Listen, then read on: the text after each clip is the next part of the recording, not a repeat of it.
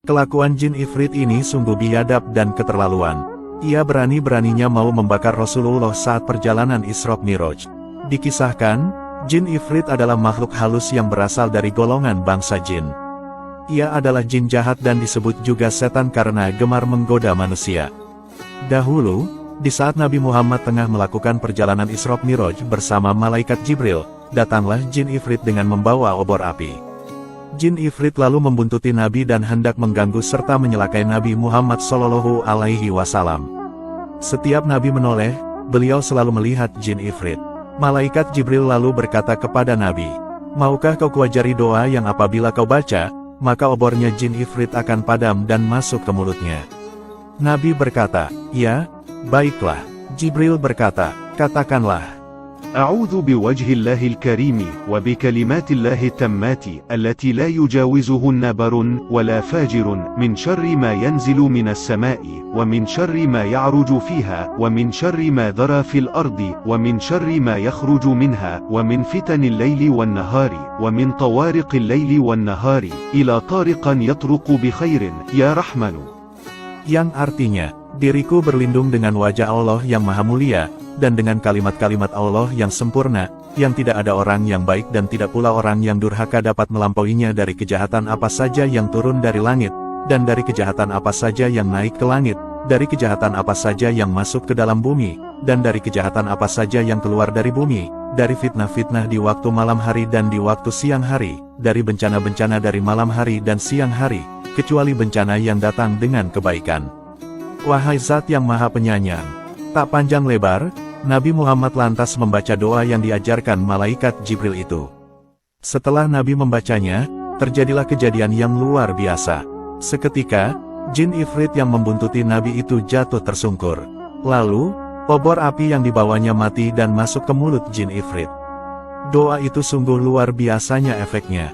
Sampai-sampai, setan-setan yang hendak mencelakai beliau langsung tersungkur berkat pertolongan Allah Subhanahu wa Ta'ala. Setan memang musuh manusia. Hal ini karena ia berusaha menjerumuskan umat manusia kepada kesesatan. Dalam perjalanan Isra Miraj, Rasulullah juga menyaksikan adanya kaum yang menanam tanaman, dan di hari itu tanaman yang ditanam bisa dipanen buahnya. Dan setelah dipanen, tanaman itu berbuah lagi seperti sedia kala. Fenomena ini lantas menimbulkan tanda tanya bagi Nabi. Bertanyalah beliau kepada malaikat Jibril. Malaikat Jibril lalu menjelaskan, jikalau fenomena itu adalah gambaran orang yang berjuang fisabilillah membela agama Allah. Oleh karena itu, amal mereka dilipat-lipatkan hingga 700 kali lipat. Di perjalanan selanjutnya, Nabi juga mencium adanya bau wangi yang sangat nikmat. Lalu, bertanyalah Nabi kepada Jibril tentang bau wangi itu. Jibril kemudian menjelaskan kepada Nabi, bahwa bau wangi itu berasal dari makam Masyitoh dan keluarganya yang beriman. Wangi itu sebab Masyitoh adalah wanita solihah yang selalu mempertahankan keimanannya kepada Allah meskipun harus dizalimi dan dihukum mati oleh Raja Fir'aun yang kafir. Dahulu, Masyitoh dikenal sebagai tukang sisir anak perempuan di kerajaan Fir'aun. Pernah saat menyisir rambut, sisir itu jatuh dan Masyitoh mengucap Bismillah. Ucapan Masyitoh ini lantas mengundang tanya anak Fir'aun, yaitu apakah Masyitoh punya Tuhan selain ayahnya Fir'aun. Lalu, Masyitoh mengakui bahwa Allah lah Tuhannya, bukan Fir'aun. Mendengar hal itu, anak Fir'aun itu lalu melaporkan kepada ayahnya tentang pengakuan Masyitoh yang tak lagi menganggap sang ayah sebagai Tuhan semesta alam. Lalu, dipanggillah Masyitoh untuk menghadap Raja Fir'aun untuk dimintai klarifikasi. Fir'aun lalu bertanya tentang apakah Masyitoh punya Tuhan selain dirinya. Hebatnya, Masyitoh dengan mantap lantas menjawab dan mengakui jikalau Allah lah Tuhannya, bukan Fir'aun. Pengakuan itu tentu membuat Fir'aun marah.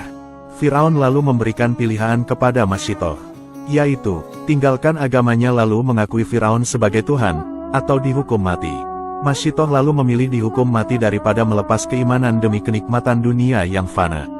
Pilihan Masyitoh lalu dikabulkan Fir'aun. Fir'aun lalu memerintahkan pasukannya untuk menyediakan wajan besar berisi air, lalu diletakkan di atas tungku api. Wajan itu lalu dipanaskan hingga mendidih. Ketika sudah siap, Masyitoh dan keluarganya lalu diceburkan ke dalam wajan mendidih itu hingga kesemuanya meninggal dunia. Kisah Masyitoh dan keluarganya itu memang sungguh bikin mata nangis, namun, meskipun mereka wafat dalam kondisi terzalimi, tetapi Allah menggantinya dengan surga. Bahkan hebatnya lagi, makamnya sangat wangi saat dicium Rasulullah ketika Isra Mi'raj. Di perjalanan selanjutnya, Nabi juga melihat adanya penampakan menyedihkan. Terlihat ada sebuah kaum yang kepalanya dibenturkan ke batu hingga membuat kepala mereka pecah. Namun setelah pecah, kepala mereka balik normal lagi. Lalu kepala mereka kembali dibenturkan hingga pecah lagi. Kejadian itu berlangsung berulang-ulang tanpa henti. Jibril lalu menjelaskan kepada Nabi, bahwa penampakan itu adalah gambaran azab yang akan diterima orang-orang yang tak mau melaksanakan sholat 5 waktu dan juga sering mengakhir-akhirkan waktu sholat. Di perjalanan selanjutnya, Nabi melihat adanya orang-orang yang menghadap 2 daging. Satu daging dalam kondisi mentah dan busuk, sedang satunya lagi telah matang. Orang-orang itu lalu malah melahap daging mentah dan busuk ketimbang memakan daging yang sudah matang.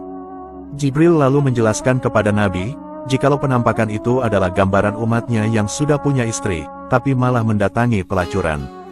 Dan, penampakan itu juga gambaran wanita yang sudah punya suami halal, tetapi malah selingkuh dengan lelaki lain. Di perjalanan selanjutnya, Nabi melihat adanya kayu yang melintangi tengah jalan sehingga apapun yang melaluinya pasti akan tersobek. Lalu dijelaskan, jikalau penampakan itu adalah gambaran umat Rasulullah yang gemar duduk di jalan sehingga mengganggu orang-orang yang melintasi jalan. Nabi juga melihat orang yang berenang pada sungai berdarah dengan kondisi menelan batu. Penampakan itu adalah gambaran orang yang suka makan riba. Di perjalanan selanjutnya, Nabi melihat penampakan pria yang tengah mengumpulkan kayu bakar. Lalu, kayu itu dibawanya dengan tidak kuat, tetapi jumlah kayu itu malah ditambah dan tidak dikurangi. Penampakan ini adalah sebuah gambaran umat Rasulullah yang punya rangkap jabatan, tapi tak kuasa mengemban amanah yang ditugaskan. Di sisi lain ia malah masih bersedia terima jabatan lainnya lagi. Di perjalanan selanjutnya, Nabi melihat penampakan aneh lagi dari suatu kaum. Mereka memiliki kuku-kuku logam, dan menzalimi diri mereka sendiri dengan mencakar-cakar muka serta dada mereka sendiri. Ternyata, penampakan itu adalah gambaran orang yang suka menggunjing dan suka melecehkan kehormatan orang lain. Di perjalanan selanjutnya, Nabi juga melihat penampakan aneh lagi. Terlihat, ada sebuah sapi jantan berbadan besar yang keluar dari lubang berukuran kecil. Sapi itu terlihat mau masuk ke lubang tempat ia keluar, namun tak mampu. Penampakan ini ternyata adalah gambaran orang yang berucap kata-kata besar, lalu ia menyesal atas omongannya itu, tapi ia tak bisa lagi menarik perkataannya kembali. Itulah beberapa penampakan yang dilalui Rasulullah saat perjalanan Isra Mi'raj. Semoga kisah ini bermanfaat. Wallahu a'lamu bishawab.